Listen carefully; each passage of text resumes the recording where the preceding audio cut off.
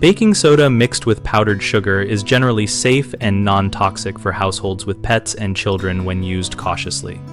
When you use the baking soda and powdered sugar remedy for ants, mix 1 part baking soda to 1 part powdered sugar and apply thin lines or small dabs near ant trails and entry points.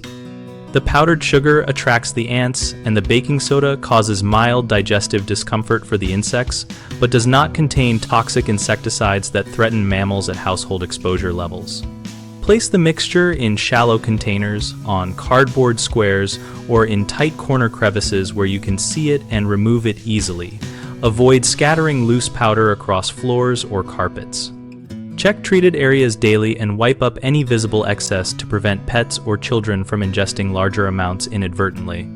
If you have animals that habitually lick floors or chew on non-food items, supervise them around treated spots and consider using a bait station or sealed shallow tray so only ants access the mixture. For long-term control, pair this method with non-chemical practices such as sealing entry gaps using caulk, removing food residues, and storing sweet foods in airtight containers, because reducing attractants will make any bait strategy more effective.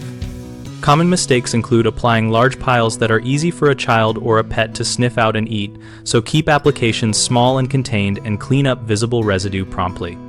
Another issue is treating only visible ants without addressing the nest location, which limits results. Follow trails to likely entry points, and combine baiting with habitat modification, like trimming vegetation away from foundations. A third concern is assuming it works instantly, since baking soda baits are slower than chemical sprays. Be patient and repeat small applications every day or two while monitoring activity and maintaining sanitation. We run bighomeprojects.com to help homeowners connect with local contractors and explore practical home maintenance ideas related to pest, safety, and repair. We also host a discussion community where we and other members share first-person experiences, tips, and contractor recommendations.